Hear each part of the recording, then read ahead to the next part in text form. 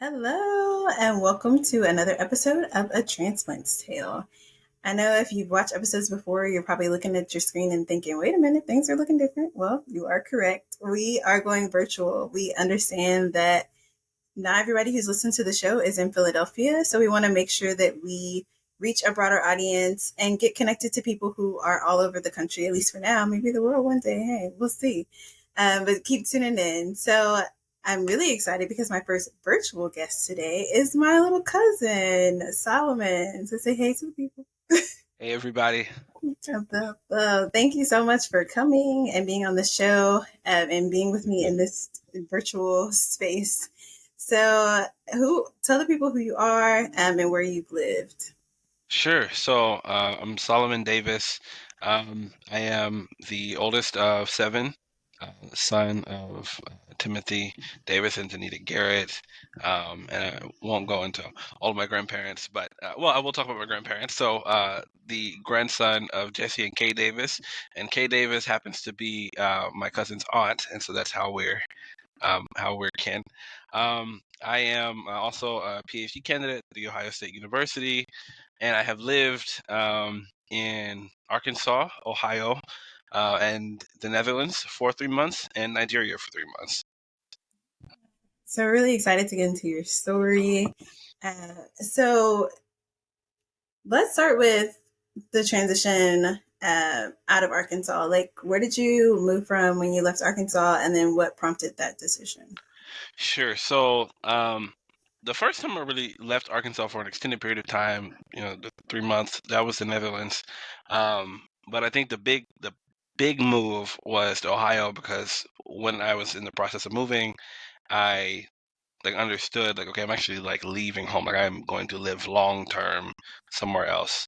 And the process was very emotional for me because I had been in Arkansas for 21 years and wouldn't see my grandparents several times every month, or uncles and aunts and cousins, and that, you know, understanding that this was a chance to really find out who I am on my own.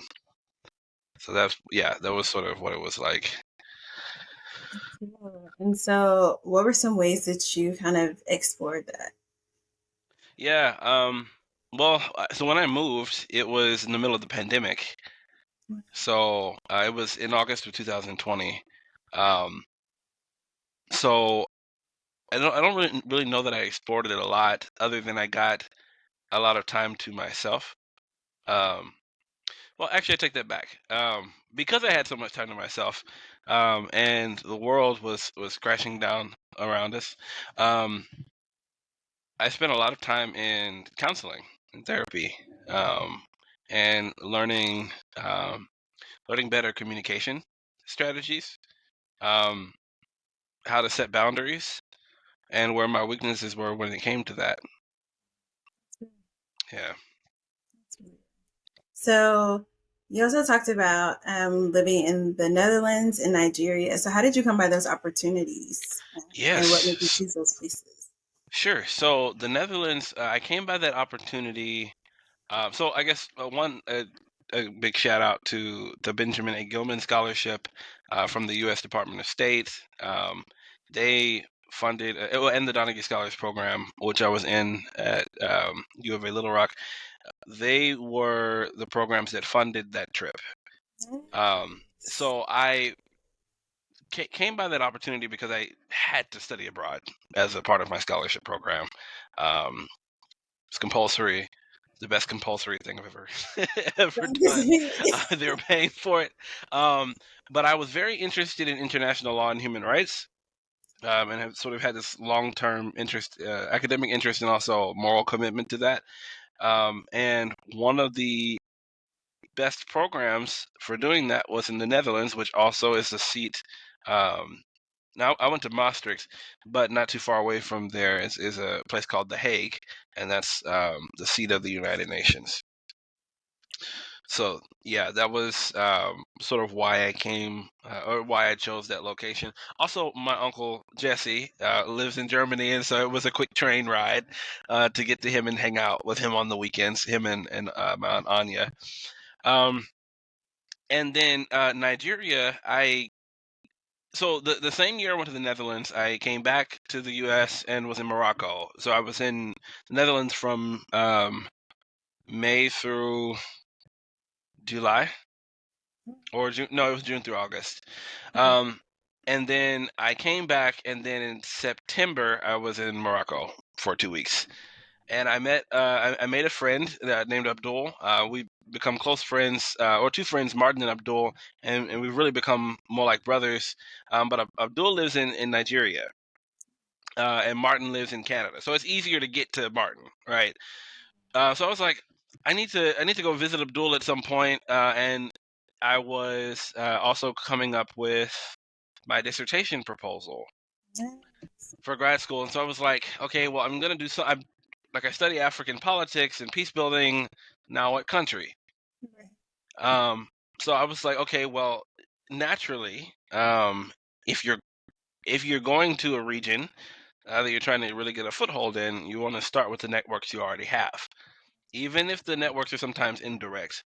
So I told Abdul, I'm like, I'm coming to Nigeria, and that's whatever my dissertation is. That's what it's going to, it's going to be on something in Nigerian politics. Also because Nigeria is like the regional hub. If there's a regional power, uh, well, I would say of the regional powers in the continent, Nigeria is like, I would say it's top, and maybe competing with South Africa, but um, you might argue Kenya as well. But it really exerts a lot of influence over the region. It's how Nigeria is doing affects the other economies, right, in that area, and ours, right, when it comes to oil. So some of the gas prices that we saw hike was because of how the Nigerian economy was doing. So it was just a super important place, and then also like to know that I have some lineage from there as well. That is, those were all my reasons for choosing Nigeria. So So, what were some of the things that you learned, some of the experiences that you had that you feel like were very impactful on your life? I think so. I'll start in the Netherlands. So in the Netherlands, it was that I'm competitive with everybody else. So coming Awesome. from an R3 school in the South, and for those that aren't familiar with the R1, R2, R3 scale, it denotes how much research output that school has. And so R1 is like top, like the Ohio State University, um, and research is like the main focus, right? And R2 is somewhere in the middle, and then R3 is like mostly focused on teaching and getting a degree and going into different professions. So, so that's the difference between those. One thing that was always fed, um, being being from the South and being at an R3, was that I'm not competitive with professionals and students and scholars from the other parts of the country. Um, Not from California, not from New York, not from Washington D.C. I'm not competitive, and so you you you aren't going to have a chance when you get on the same platform as them. Oh, my cousin. I learned so differently, because what I had that a lot of other people did not have was a rich background. I have we were raised with an appreciation of our family history, right? We were raised with a strong sense of community, and we were raised with a strong sense of Christ, right? And so I think between those three things, like I didn't even find myself feeling inferior when I was sitting in these places. And I watched other people overlook me, try to cancel out my voice to their own detriment. Whether it was an assignment or whether it was some initiative they had, and they just didn't want to hear my own perspective. Meanwhile, what I had going on was going great, and I think it's because of having that community background, and recognizing that there's richness in where I'm from that I really at these moments have to learn to appreciate in a different way and more fully. I think that was the biggest lesson I learned there. Um, I would say in Nigeria, I learned a lot about. I'll say I learned a lot about the salience of different identities because all of us are made up of different components, right? And so when I went to Nigeria, I was an NGO professional and a student and an African American, but also by nature of that being of African descent and not knowing which ethnic group when I first went over there. Um, and I knew we had some lineage in Ghana, but I didn't know about Nigeria. And I get there, and one of the things that happened to me was like everybody was like, "Oh, you're an Igbo boy." And I was like, "No, I'm not." I'm like, and I was like, "I don't even have much lineage from this area." They're like, "No, you're wrong." And come to find out, I really was. I really, really was, and they were exactly right. Um, and yeah, so it was. But learning how to navigate when I'm trying to talk to people that are working in in these large international nonprofits or government at different times, a different part of your identity is more important. That's real. So, um, I was told before going, Nigerians really receive students well. That's Um, and so they said, don't even mention that you're an NGO professional, a nonprofit professional. They'll be more interested in the fact that you're a student and you've come to learn about that.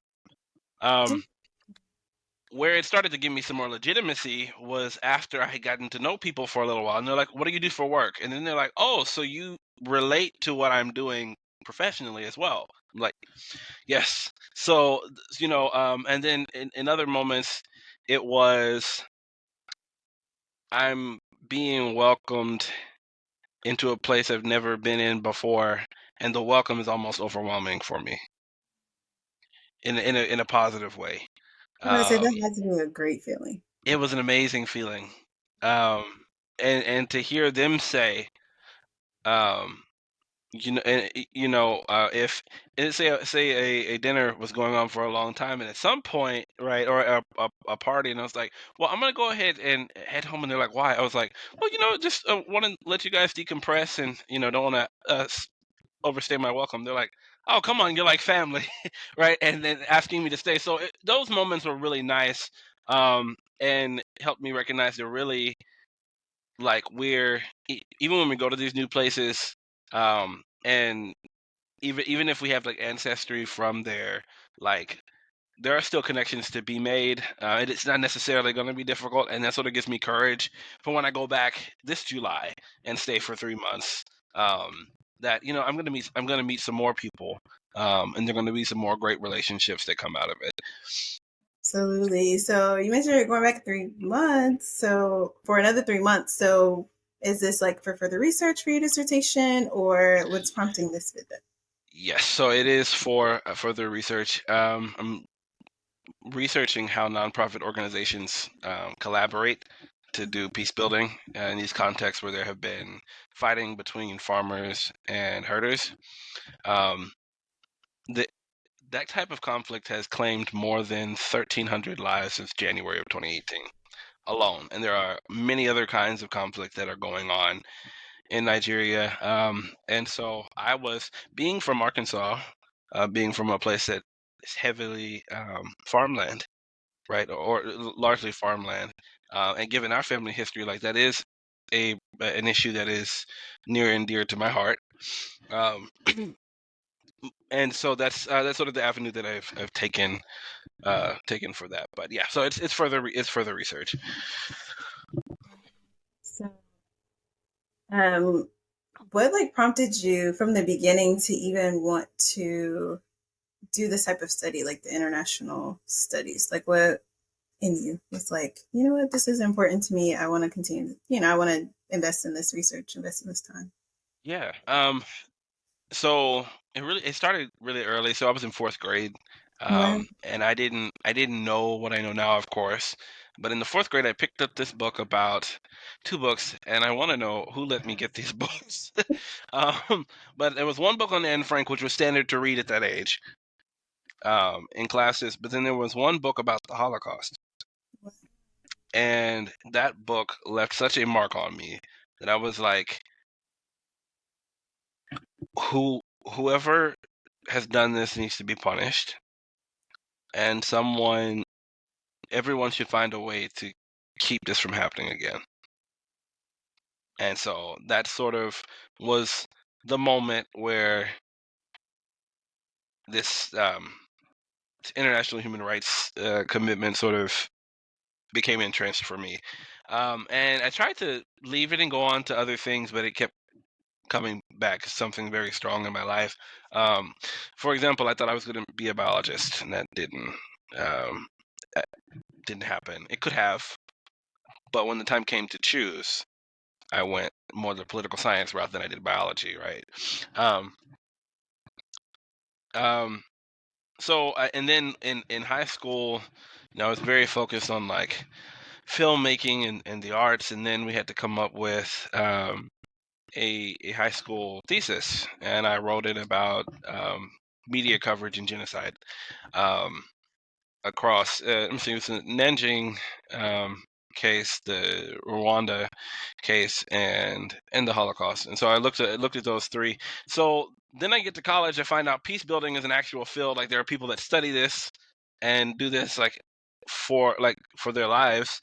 And I was like, and it was between law school and like prosecuting cases when this comes up at like the International Criminal Court or International Court of Justice, and then doing work that has a little bit more speed to it in terms of trying to figure out like how do we resolve these conflicts now. So I chose this one, the peace building one. And yeah, so that was really when I got figured out that this is what I wanted to do. And then I would say there was one other instance. I think sort of like the second solidification of this. 2016, I was in Spain for a language immersion trip, and when I was going through the metro stations and getting on different trains and things, um, I noticed there were like a lot of black people like lining the walls, and I was like, oh, I didn't know there was so many black people in Spain. And at that point, it's not registering to me where they're from or any of that until one of the officers pulls me aside from my group, and there were probably about 8 or 9 of us. Um, and he pulls me aside from my group and puts me against the wall and starts interrogating me, and then goes to get another officer. And I mean, I didn't know what was happening. I remember I looked over to my left. I saw people crying, and I saw this one guy that looked like he'd really been brutalized. And I won't go into too much detail about that, but it just like I think I was 16 when that happened. And I was just like, yo, what is going on? And um, I also have never been more fluent in Spanish than I was at that moment when I needed to get away. Um, so I, but the thing that got me away was that I was holding an American passport, and I didn't Oh, people still do that. didn't understand the context of this. Um, and then one of my friends says to me after I get back with the group, because they didn't notice that I was away from them for a moment. Some of them didn't. And I told him what happened, and he says to me, Solomon, no matter where you go in the world, you are black. And I just laughed. I was like, what an odd thing to say. What a very odd thing to say. Like, duh. 3 days later, it starts to sink in, and I'm like, wait. No, I think he meant something different than what he was saying. And I find out that Spain is in what, and Europe is in what it was calling the height of the immigration crisis. And there were people fleeing from conflicts all across sub-Saharan Africa.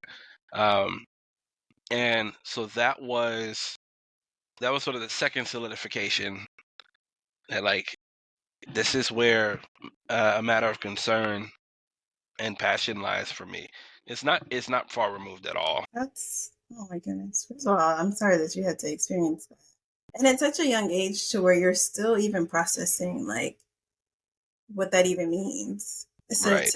but the way that you used it to inspire you to make a change for people who, so they won't eventually, hopefully, will not have to experience that. It's Right. really powerful. So thank you for the work that you're doing for sure. Thank you. Can't even imagine. Ugh, can't even imagine. So with that in mind, I know if you are watching this and not listening to it, you're looking at this picture behind Solomon and you're thinking, that is a very powerful picture. So can you tell us about the picture behind you? Yes. So this photo was, let me adjust a little here. So this photo was one of the first pictures I took in Nigeria in 2022, in June of 2022. And it was, um, I was practicing portraits because one of the things I love to do is photography, and most of the time I take photos of nature because I love to hike and kayak and all those things. So that's where most of my photos have come from. But I decided I was like, really, when I'm here, I want to like get shots of culture. Um, a picture can tell us how many stories, right? A Absolutely. lot, a lot. So, and then I said, well, I think in experiencing this change, I'm changing. And so initially, I started playing around, and I was just like, I like the shirt that I have on. This is really what, like I was in that frame of mind, and then I was like, oh, I really like this shirt I have on. This is one of my favorite shirts. And so I started playing around with different shots, and I said, wait, I said, I need to take my glasses off. The photo will look better. Because what's happening to me in this moment is I'm starting to look at things through a different lens. I'm looking at things a different way. And so these glasses that I'm wearing really don't do justice to all the different things that I'm seeing now. So, That's powerful. That's really powerful. We like listening to stuff like that. It reminds me of my dad. I can tell it like it runs in the family, the wisdom and like just things like that, like thinking outside of the box and like just be having a normal conversation and then it's like this wisdom that seeps in. So and that is why I hung around him so much. I love it. um, interestingly, so I have emails with him because so for those of you listening, her dad is Frank Walker. Frank Walker is my uncle, and I spent time and time again hanging out over his house because he stayed 15 minutes away from where I went to school. Both of us went to school in the same town. You were at Philander, right? Yeah. Yeah. So I was like, my school was 15 minutes from yours, but I would go and sit with Uncle Frank and listen to his wisdom. And he, would be at different events of mine. But um, one thing he always challenged me to do was think outside the box. But I told him one day, I said, I want to be pen pals. I said, let's start writing back and forth. And so one day I just started emailing him, and so that's how we started becoming pen pals. Yes, pen pals with somebody I live 15 minutes away from. And, and sometimes I would write him that day and then go see him like later that evening. But one of the things that he said to me was, "You have a very different future ahead of you than what you're looking at." And he said, he said, there's going to be a period of time where you're going to be so ready to settle down. And I'm here. And he said, but you're not going to be able to as soon as you want. He said, because I see you traveling across the African continent working with different people in different countries. And I have been doing that ever since, like, I think maybe 4 or 5 months later, I had gotten a job that allowed me to do that.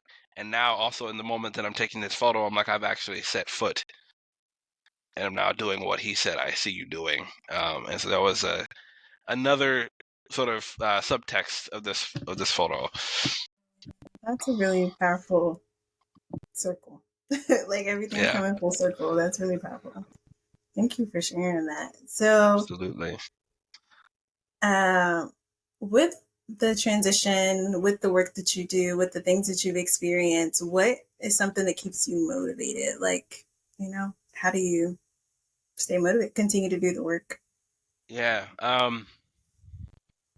I think a couple things. One, um, the kids. I'm gonna say the kids. My niece and nephews. They always keep me motivated, and they remind me of the freshness of the world. That really, as we get older and things just seem like, oh, it's the same old all the time, or start to think that I start to lose the kid in us. Every time I see my niece and nephews, there's a newness. It's like I'm meeting them again for the first time, and so that sort of reminds me. There's a lot of freshness in life. There's a lot of excitement in it, and you have to choose to look at it that way. You can look at it as despair. You can look at it as hopelessness, but really, that's just the lens. Put on another one and look at it as freshness and creativity, and opportunity. Opportunity to do something different. So I would say that's the first thing. Um, I think the other thing is I know even if it's incremental, I'm making a change. I know that I'm changing me as I interact with people in the peace building space, conflict resolution space, um, because I'm allowing myself to be sharpened by them, but also I'm bringing something to the table that they can then consider to say, is there a better way that we can resolve this conflict, build peace, and make it last? That's big. I think Dr. King mentioned that the arc of justice is long, uh, and really long. Um, but I think as long as you're working under that arc, as long as you're doing something to contribute to that, um, and understanding that I'm in this for the long haul. I'm not going to see changes overnight. I mean, research by itself, for example, doesn't happen overnight.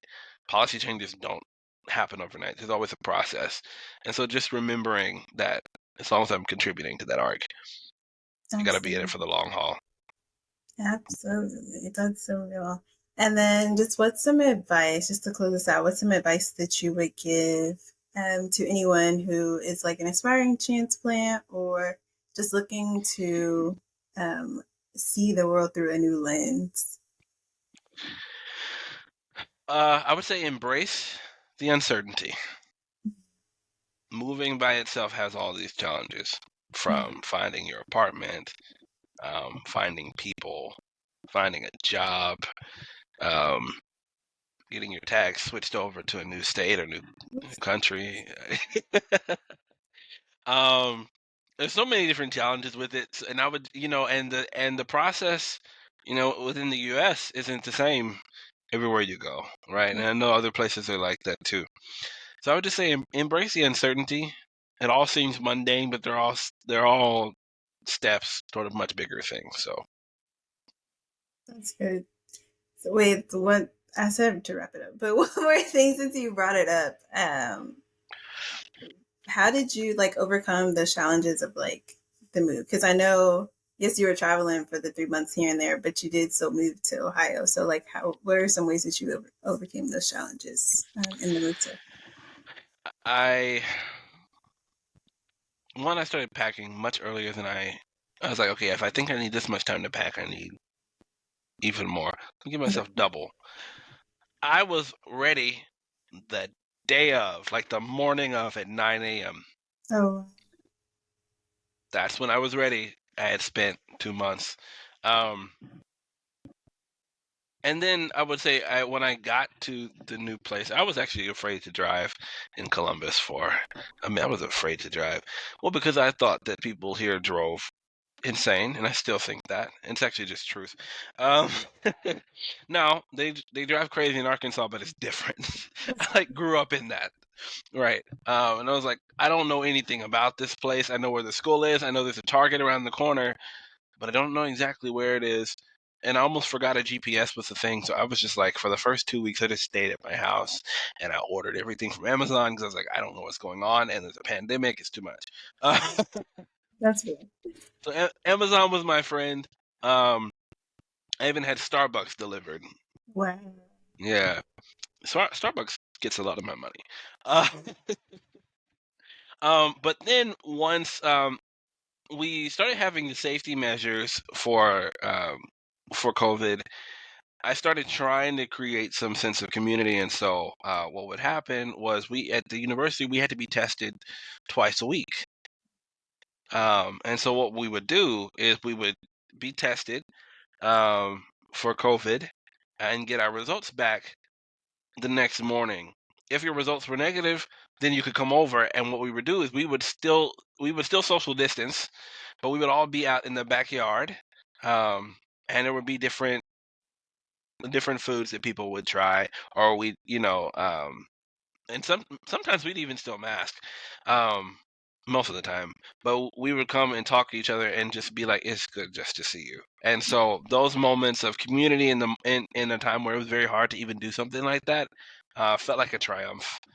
So really, just creating whatever community means to you, creating a community for yourself, um, even though at the beginning it is hard. I feel like community, we realized how much, like, community was always important, but I think when something is taken from you, like in the sense of COVID, you realize Yeah, how much more important it is. So I yeah, feel like even now, because I moved like right before COVID. I think it was like I moved in 2018, so I had like a year and a half without COVID. But I feel like I wanted to hug my friends so much more. Like I wanted to, like yeah, it felt like it was so much like my relationships became so much richer after COVID because you realized, oh wow, like this is I don't ever want to take this for granted again. So I think ever, that's so important. That's really important. Well, yeah. thank you so Thank you. much for tuning in. Thank you for your wisdom. Thank you for just hanging out with me and talking to the Sure. Thanks for the people. opportunity. Absolutely. So, anything else you want to say to the people before we sign off? No, that is all. But thank you again. Thank you so much for the opportunity, and Mhm. love anytime I get the chance to talk to you. So Absolutely. Thank you so much. And thank you all for watching or listening. If you are listening, have a wonderful rest of your day. See ya. Thank you for listening to another episode of A Transplant's Tale. Be sure to like, share, and subscribe. See ya.